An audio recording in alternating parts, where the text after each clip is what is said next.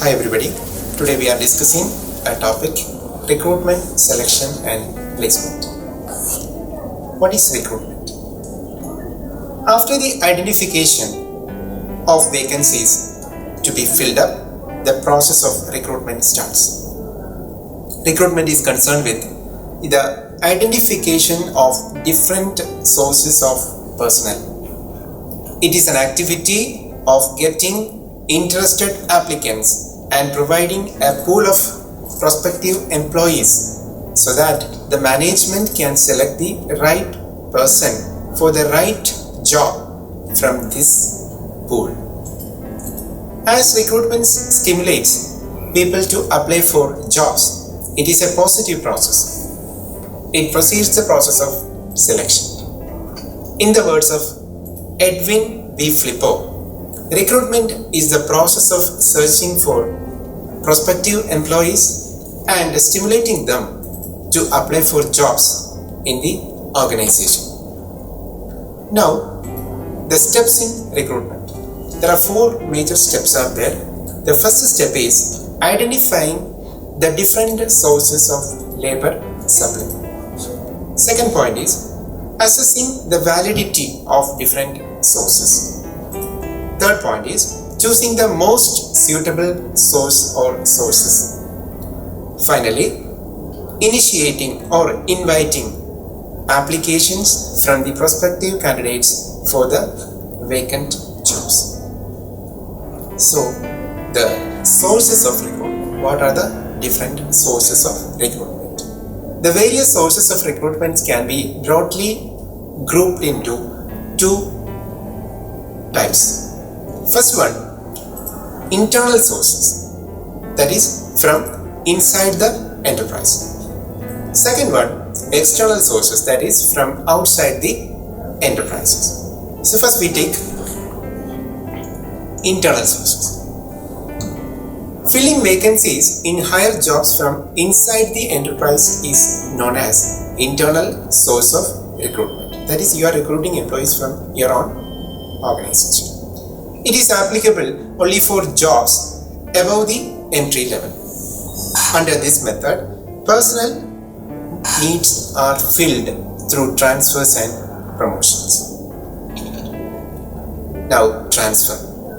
Transfer is concerned with the shifting of an employee from one job to another having similar status and responsibility.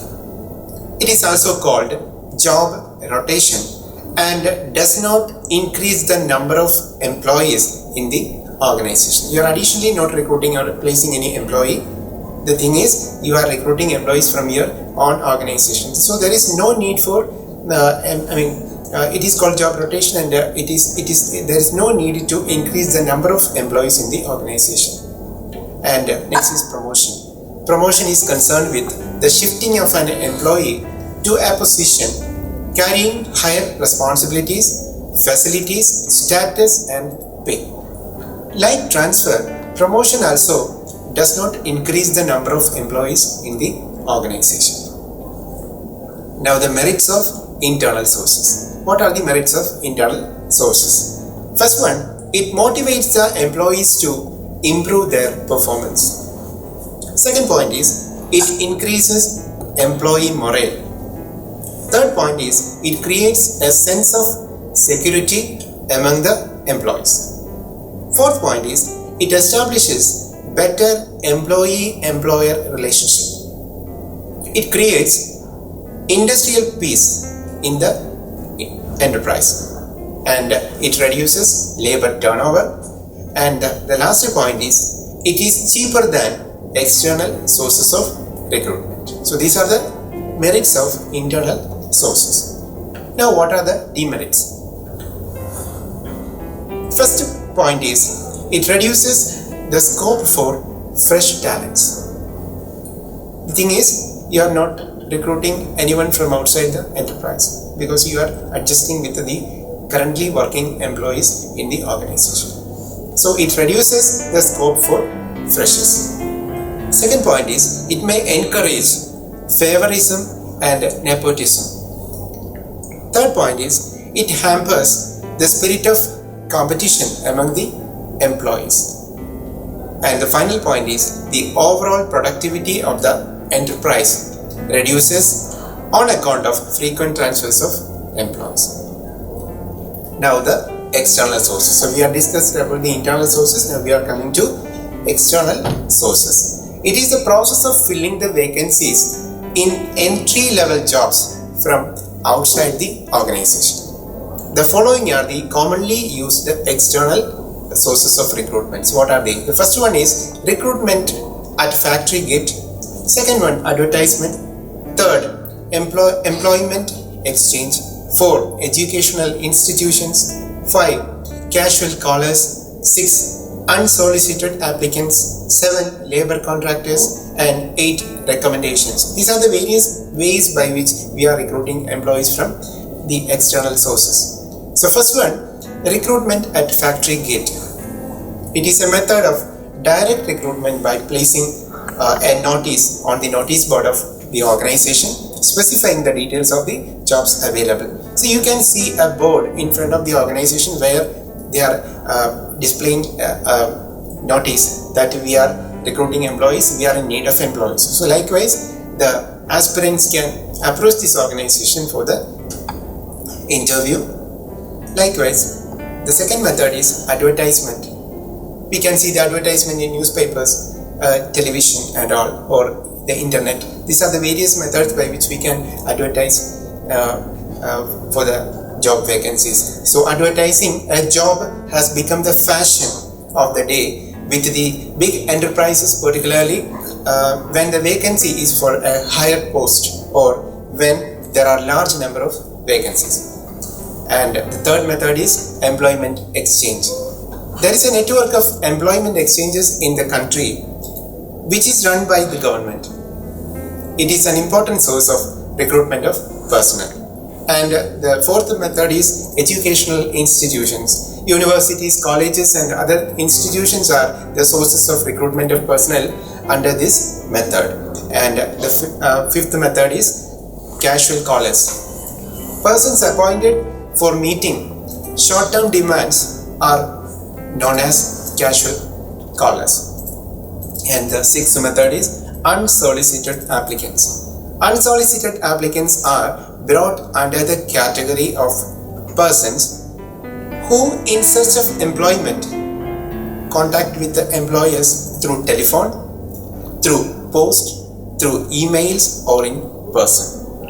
When jobs suitable for these persons are available, they are considered for the employment. And next method is labor contractors. Recruitment may be taken place through intermediaries known as agents or labor contractors. And the final point is recommendations.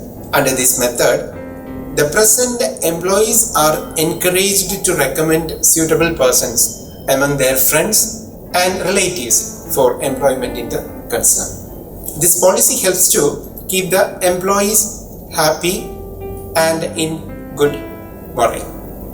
Now we discuss the merits of external sources. We already discussed the merits and demerits of internal sources. Now we are discussing about the merits of external sources. First point is wide choice. Management can choose personnel from among large number of applicants after considering the plus and minus points of all the candidates. Thus, this method provides the best selection to the enterprise. Second point is bring new ideas. The enterprise can enjoy the benefits of new ideas through the external sources of recruitment. And the third point is economical. In external sources, as personnel with varied and broader experience are recruited, they are not required to be given too much training for their jobs. Hence, it is economical for the organization. Now, the demerits of external sources. First one is demoralization. When a new person from outside join in important positions in the enterprise, the existing employees will be demoralized. The second point is lack of cooperation. When the existing employees are demoralized, they cannot cooperate with the personnel selected from outside. And the third point is danger of maladjustment. Under this method, personnel selected may not be in a position to adjust with the new environment. It would affect the work adversely. Now we pass on to the next topic, selection. So the selection leads to the employment of workers. It is the process of choosing the best person for a particular job. Choosing the best person for a particular job. In other words, it is the process of offering jobs to one or more candidates from among those who have applied for this job in the concern. Now the question is, what is the difference between recruitment and selection? First we take recruitment. It is the process of searching for prospective employees and stimulating them to apply for employment. It is a positive process. It aims in creating a large pool of applicants for the employment of the concern, and it is a simple process. So this is recruitment. And when we come to the selection part, selection means the employment of workers or establishing a contractual relationship between the employer and the worker. It is a negative process, and its aim is to ensure the most competent people for the employment. And when we compare recruitment with the selection, this is a complex process. So compared to selection, recruitment is a simple process, but selection process is a complex process. This is the difference between recruitment and selection. Now, what are the various steps in the selection procedure? There are 8 basic steps for selection. The first step is receipt of applications. Second one, scrutiny of applications. 3, preliminary interview. 4, selection test. 5, checking of references. 6, employment interview. 7, medical examination. 8, placement and orientation. Now the first question is, we are discussing about placement. What is placement? Placement is concerned with the assignment of specific jobs to the candidate selected for appointment. It should be based on the qualifications and qualities of the person selected and recruitments of different departments. Placement of a candidate in a right job is a long-term process. Generally, the candidates appointed on probation for 1 year or more. During this period, he is tried for various jobs. If his performance is found satisfactory, he will be placed on the job for which he is most suitable. Transfer or job rotation. The major objective of transfer are: first one, placing employees in a position more appropriate in their interests or abilities. Second point is filling departmental vacancies with the employees from overstaffed departments. 3, moving employees to positions with a higher priority in terms of organizational goals. Now the causes of transfer. What is the reason by which we are transferring an employee? First one, to change the organizational structure. Second point is to change the volume of work. Third point is to rectify the mistakes in the selection and placement of employees. Now we come to the final point, promotion. Promotion is concerned with the placement of employees to positions carrying higher responsibilities, prestige and salaries. When the scale of pay of employee is enhanced without corresponding change in job, it is called upgrading.